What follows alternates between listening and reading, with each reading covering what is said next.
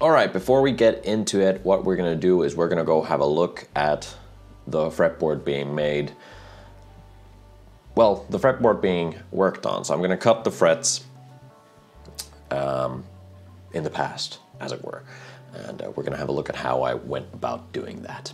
So yeah, basically I had gotten this Carillion Birch fretboard blank from one of my favorite stores in Helsinki. And I didn't need to do too much processing to it because it was already at roughly the right sizes. I cut it down to about 60 mil all the way through. And now I'm just using the super glue and masking tape trick to get it onto a fret slotting template. Yep, don't do this. I'm using the butt of my knife and I have the knife pointing up. So what I'm doing here is very, very bad. Don't do that, because somebody comes and bumps into you, you'll stab yourself in the eye. Meanwhile, look at my face. I've been working on ebony today, clearly, or on that day, because there's quite a lot of dust on my face. Some accelerator on one bit, and then making sure that I'm getting it in the right spot.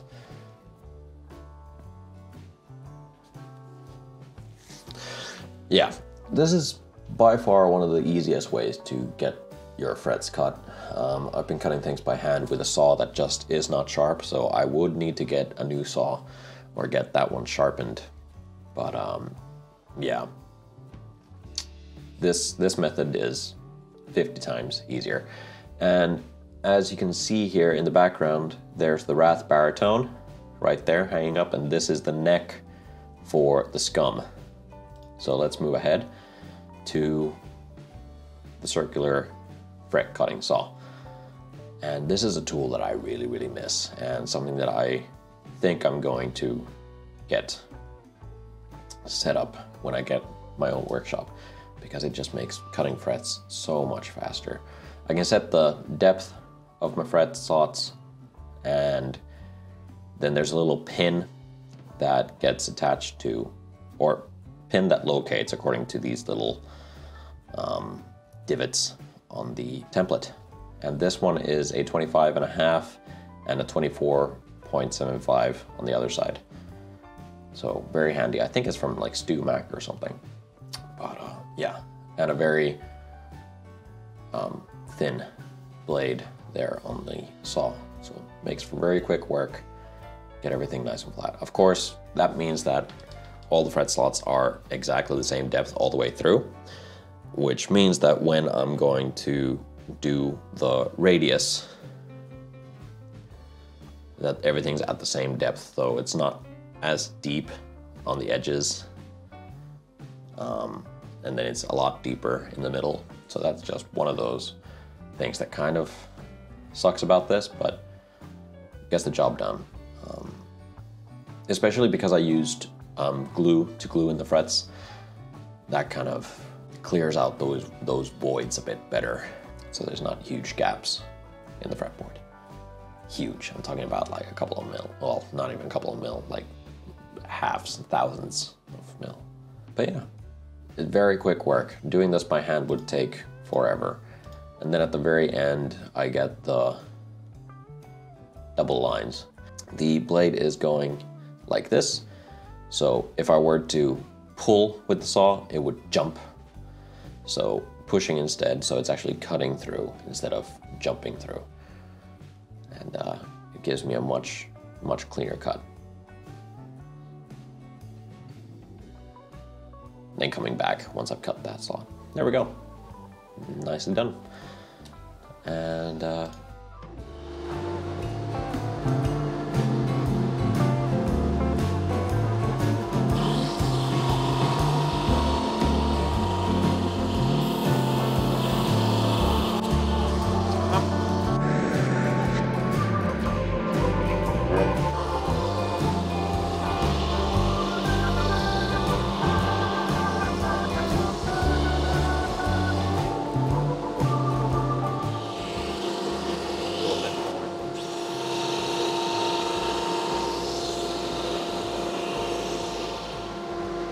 are now about 3 mil. Wonder we should go a little more, just a little more.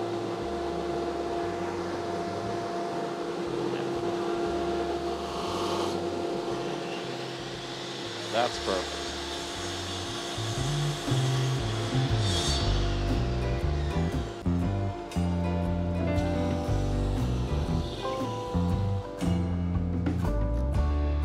We got this as well to form. Right. So we are looking for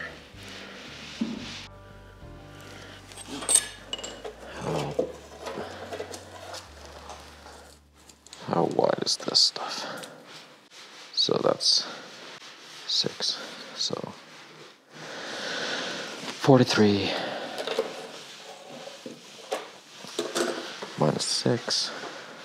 My brain's not working. So we're looking at 37 on this side, 18 and a half, and then we're looking at 25 and a half on this side. So 51 in total.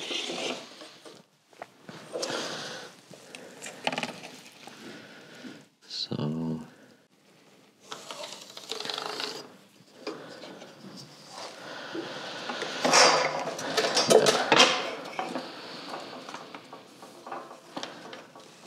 these on the other side, like so. Then we'll get 7. Awesome. All right. Gonna cut that down to size just a little bit.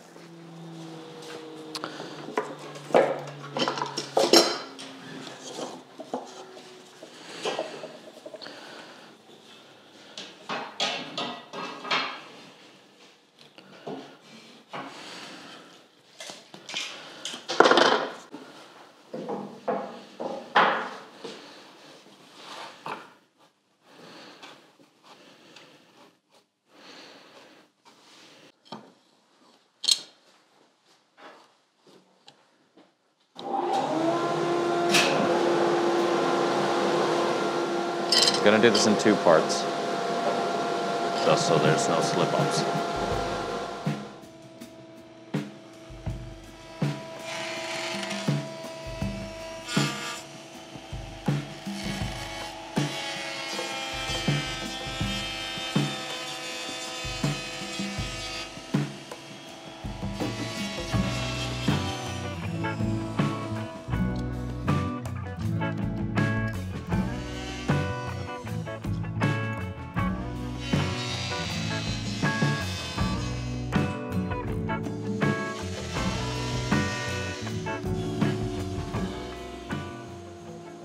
Then the other side, and we're set. Time to glue up the binding on the fretboard. Now what we're going to use for that is just some masking tape, really. Same way that I would do binding normally. Doesn't really differ at all. So what we want is the super flamey stuff to be that way around. So at the end, so like so. All right. Don't need much glue. Actually, much better to have just the right amount here because we don't want to fill up the fret slots at all. And once again, I'm forgetting that this series is actually not about teaching you guys how to do this because that's what I usually do. Need to remember that fact and just concentrate on making stuff. And so just some masking tape. Try and switch that around every now and then so I get an even amount of pressure. Key thing here is the binding is wider than the thickness of the fretboard, so I can put it a little over on both sides so that I can bring it down to flush. If it goes under that point, then it becomes a little bit of an issue because if I have a gap somewhere, it'll be pretty annoying to fix up afterwards. So I'll try and avoid that. But yeah, just very little amount of glue. Well, I'm not trying to teach during this series. A good rule of thumb is always, if you can press the joint together with your fingertips, then you have a good joint. If you need too much pressure to actually get the joint to work, then you might have to reconsider working on that joint a little bit more. Because really, for binding stuff like this, you don't need anything more than masking tape. I could use clamps and all, but I'm only putting on a few mil worth of material, so I think the clamps would definitely be somewhat overkill. Alright, and then going back, get pressure where I have gaps, and there are very big differences in masking tape as well. Get yourself some really good stuff, because cheap and crappy masking tape will leave you with a crappy result that you'll need to fix up. There. Gonna add a little bit more here. All right, sweet. Moving on.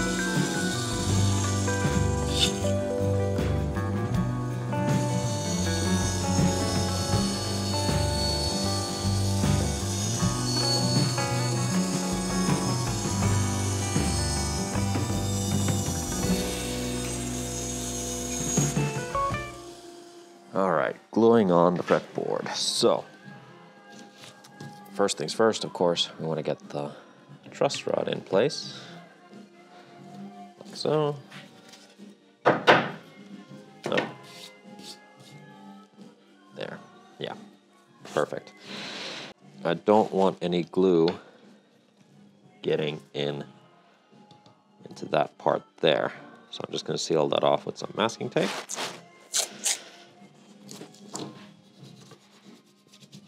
Burnish that down.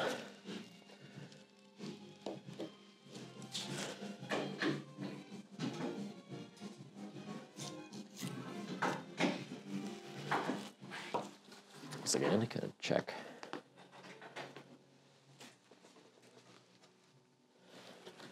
Yeah, should be just fine. Now, what I like to do is just make these a little pointy on one end. Makes it easier to get the fretboard on there. They are very tall, so I'll actually chop those down a bit. We don't want those to stick out at all. Years of doing tutorial content, and now I'm not supposed to. It's hard to break out of the habit.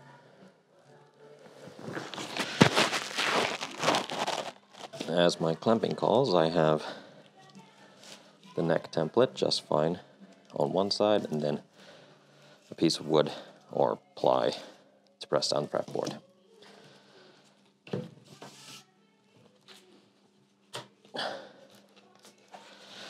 Here we go. Don't want to put on too much glue, but also don't want to have too little. Right now I have a little bit too little. There's also a little bit of a test on whether I want to continue putting on the binding and getting the fretboard made before gluing it onto a neck. I want to see if it makes my life easier or more difficult. Now what I like to do is have clamps at both ends of the entire thing, but then lightly press down on either side, and then start moving the pressure out from the middle. So first clamp, tighten around the middle, and no, you don't need massive amounts of pressure if your glue joint is good, and you don't need massive amounts of clamps either. You might be prone to cracking your, what are they called? Locating pins. You might crack your locating pins, so that would not be ideal. Okay, I have even splooge from all over. I was told I should stop saying that word, but I can't help it. All right, looks good. Yeah, don't leave your cards lying around.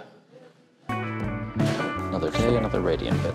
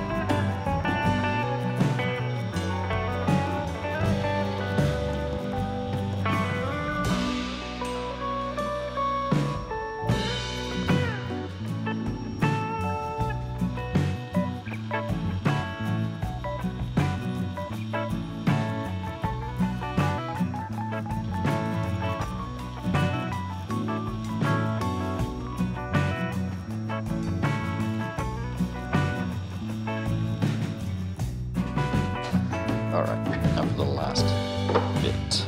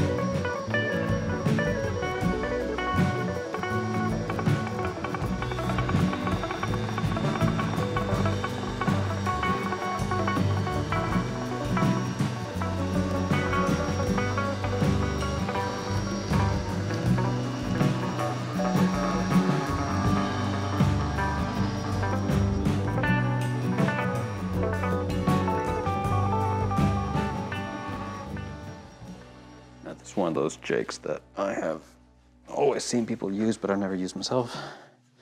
If it works, it will make my life so much easier.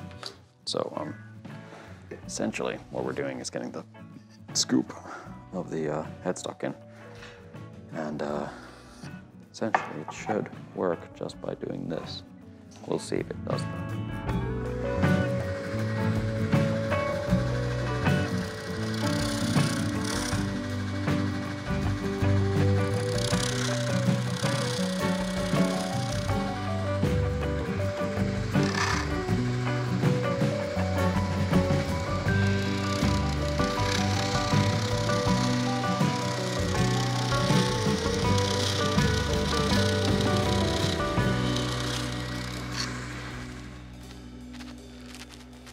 About 22 mil.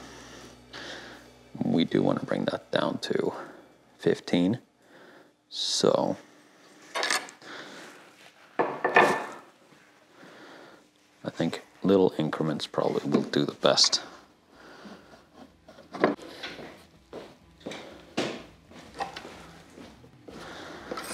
Let's have a look at how this one goes.